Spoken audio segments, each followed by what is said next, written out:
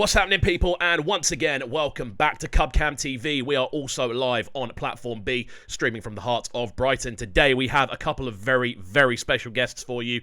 Can't quite believe I'm saying it, but we have two legends of dancehall in the building. Two people that I'm so excited to speak to today. We have CHAM and, of course, Bounty Killer in the building. How are we both doing, guys? Yo! Whoa! Bless up, bless up.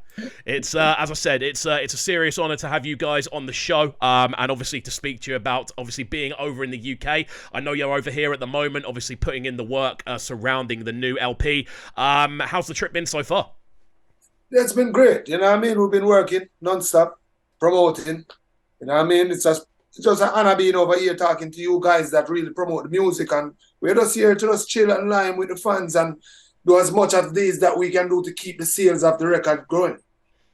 100%, and it's been really, really exciting to kind of see, I suppose, the campaign surrounding the LP land. And just, I suppose, on a secondary note in regards to the UK, it's always been a place that's had a real kind of love for essentially dancehall and reggae music over the years, since, well, before I was born.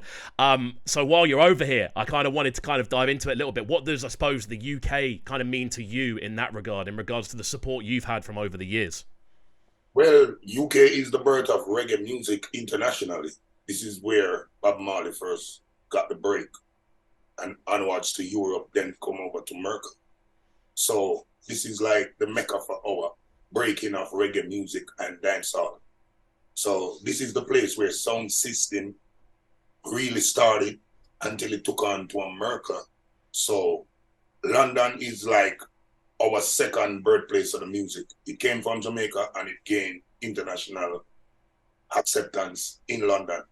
So London is always a significant spot for Jamaican culture, not just the music. Awesome. So we think that London would be a great template to start the promotion campaign, and I've been here for 15 years. So wow. Just to greet people and lime around and welcome myself back in the town, it's just an awesome feeling. Awesome. London is the Mecca. London, if it's not Jamaica, London is the Mecca. Yeah. That's awesome. That's awesome to hear. And I suppose as well, kind of being over here specifically to promote a project, I want to dive into it as well. Time Bomb, obviously. I want to, I suppose, kind of look into the sort of, I suppose, the ideas behind it. Obviously, in a very single-heavy kind of marketplace at the moment. I know, obviously, you guys went away to put this project together alongside Dave Kelly. When did you decide, I suppose, that this was going to be a 7-track sort of LP rather than, I suppose, a couple of singles back-to-back? At first, Dave wanted to do an album, but then when the team got together, they started to brainstorming and calculating how the world and the whole is absorbing music of late. And when you think about the album, 12 to 14 tracks, how many of those 12 to 14 tracks we'll be able to perform on our live show? And how long will the fans take to actually know those 12 to 14 tracks? So that's why it was Dave's idea after that, saying that, you know what, probably we should do an EP. It's more palatable, yeah. Yeah, it's more palatable, as Rodney said, easier to kind of work those 3 songs and get people to comprehend and love those songs. And as soon as we touch the road, it's easy for us to put 6 songs in our catalog of music and drop that in our show. Very easy than to put 12 to 14 to 15 songs at once, you know what I mean? So it's easier now to kind of work an EP than to work an album, especially to the fan base. 100%. It definitely, it feels like the perfect balancing spot, I suppose, between that run of maybe 2-3 singles and then obviously 14 tracks. As you said, it's a lot for people to kind of take in. And I suppose off the back of that, I know you've mentioned Dave already, and we'll talk about the documentary a little bit later on because I've watched it a couple of times through before obviously having this conversation. And there's some really interesting things on there. I know you two have obviously now been working with Dave for a long time. I suppose, how has that relationship developed from a kind of vocalist to producer? Kind of collaborative idea. How has that developed over the years, especially with this project in mind? Oh, well, it was really CHAM who introduced me to Dave. Me and CHAM was friends, and we hung out at jammings, and then CHAM started to work with Penthouse and got the link with Dave Kelly. And then he suggested me working with Dave, and I was enthused. I was excited because Dave Kelly is a legend long before I came to the game. And I always admired his work. And then the first song was Watley's Boy. I think it's 97 now. 97 or 98. 97. 97. Yeah, the first project was Worthless Boy. And from there, the chemistry bloom, and it's just musical magic. 100%. Definitely a genius in his own rights. And from I started to work with Dave, I become even a more greater artist because the awareness and the things that he taught us. Not a lot of producers. First thing, Dave is the one that emphasized on clarity and proper pronunciation of words. And Dave don't like too much lyrics at once. If you notice, Worthless Boy is 4 bars in a verse. When I first recorded that song, I was wondering, oh, this gonna work? 4 bars? How come 4 bar can be the verse? And it works. It's a classic. Bigger than most of the songs who got 16 bars or 12 bars or 8 bars in the verse. So I think less is more. That's something that really taught us. 100%. And again, we'll quickly sort of jump into don't get too much information at once. Just give just as needed. No, 100%. I think again, it's something that does actually pop up on the documentary a fair bit, and I suppose it's something that CHAM says quite a lot. It's that idea of quality over quantity, and it's a real kind of theme that runs throughout the documentary. And I suppose, kind of obviously going away to obviously the Bahamas to kind of put this project together.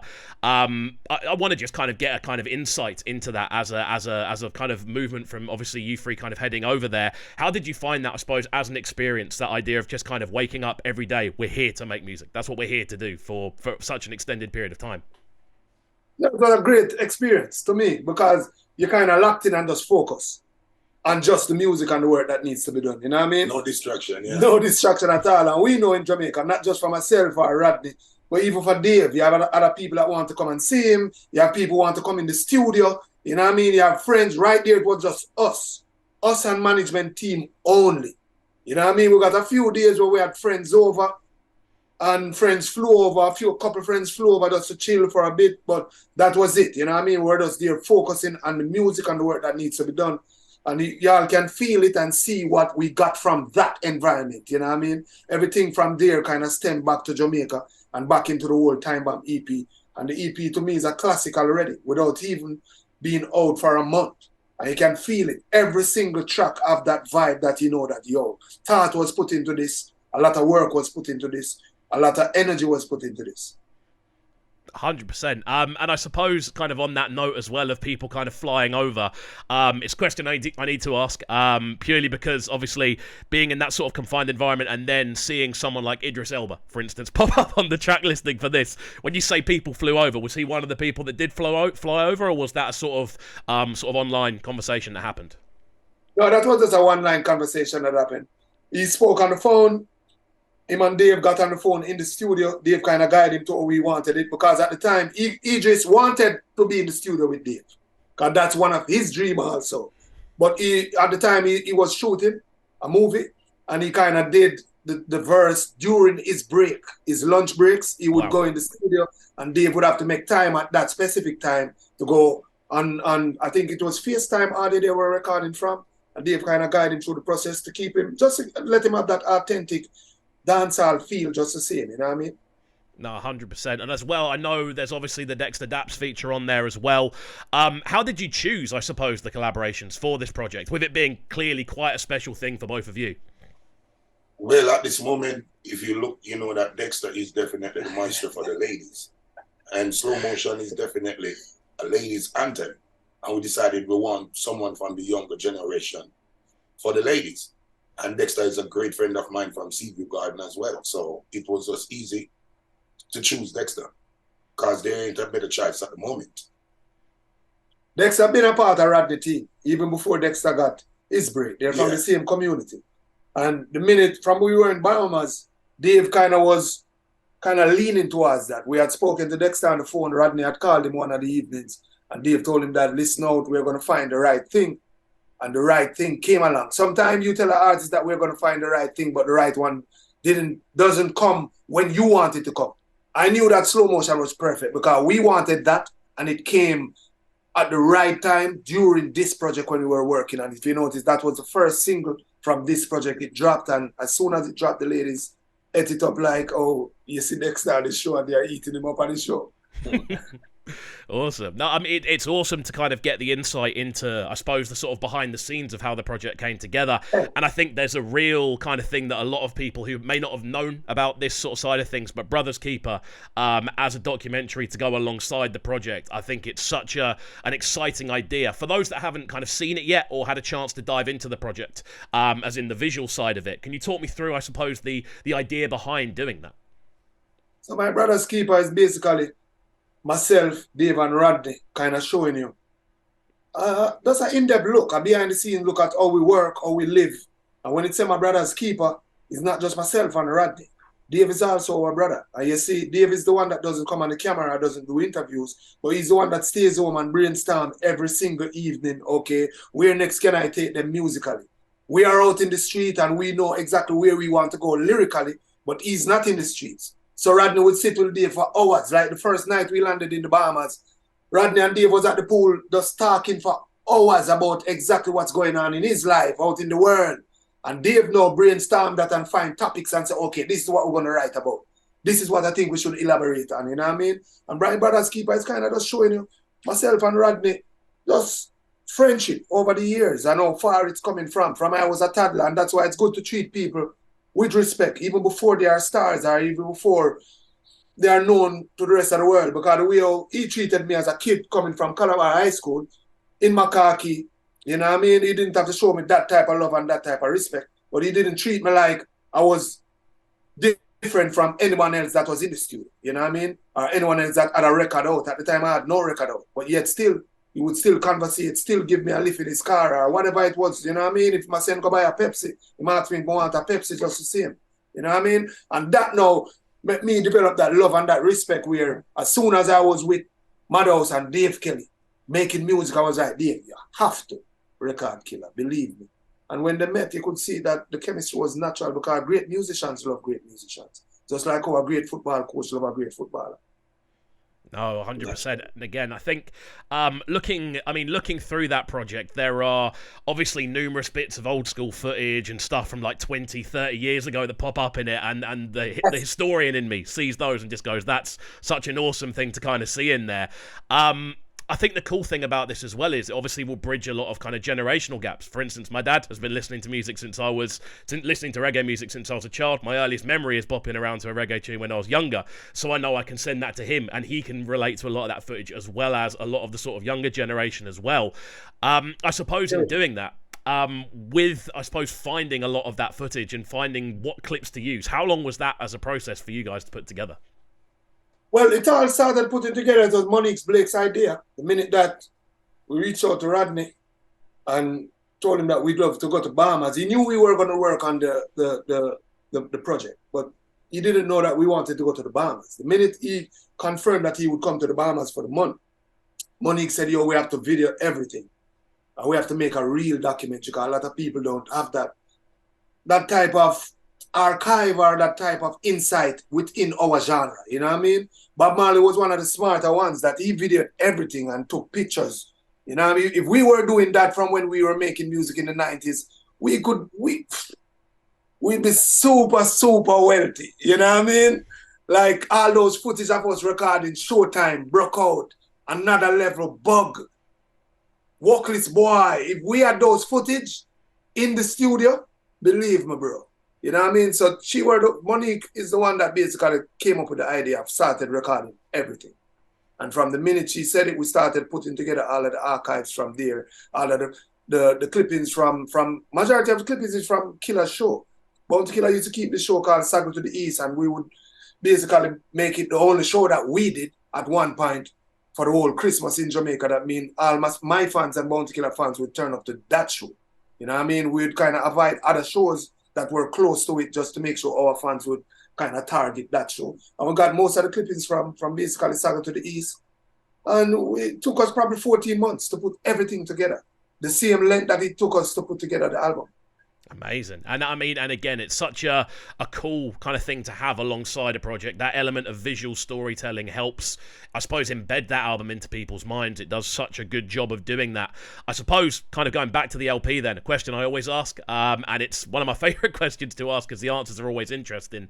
In regards to both of you individually, what would your personal favourite tracks of the project be? And that's each an individual. I'm going to let Rodney start. Well, they're all favorites, but you have a favorite of the favorites. My favorite of the favorites are really Madina, the back and forth, line for line. But they're all favorites. But Slow Motion is the biggest song on the album. Don't try to go around it. It's hard to find. Yeah, it came out like more than 6 months ago, and it's just even picking up traction properly.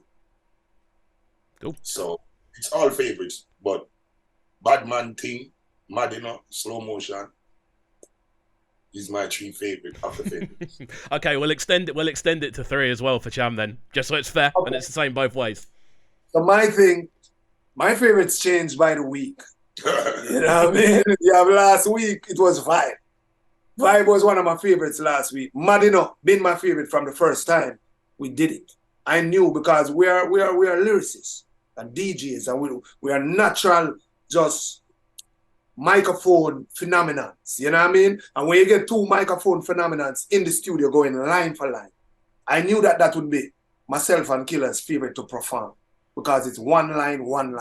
Normally when we do, or any other artist do a collab, it's not one line. They will do 4 bar, 8 bar, 16 bar.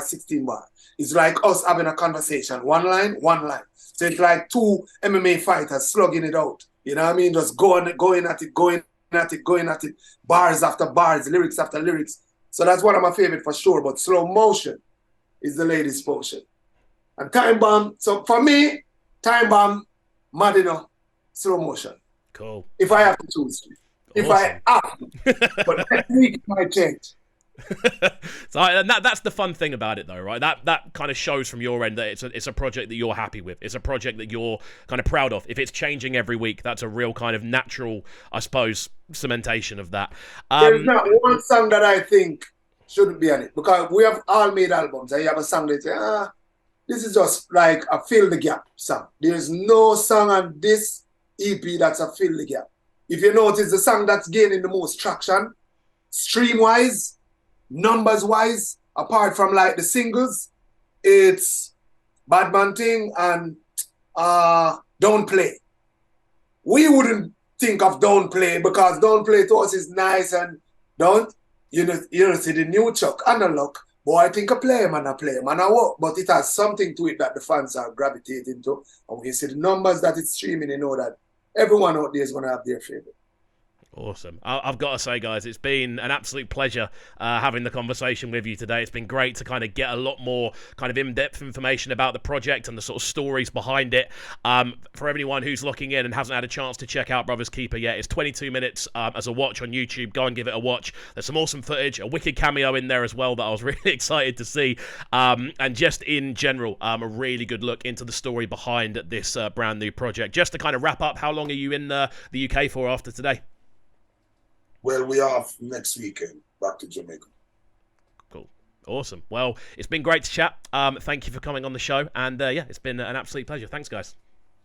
Time Bomb EP's out. Boom. Go get it. Boom. Go download it, purchase it, stream it. Time Bomb, Bounty Killer Baby Shop. Thank you. There we go. Nice one, guys. Nice one. You have been locked into Platform B with myself, Kovu, in the hot seat. Keep it locked and don't go anywhere. Kovu sound, them sounding so good right now. But they're sounding a bright and town. Make sure you subscribe to the YouTube channel right now, CUBCAM TV. Stay locked.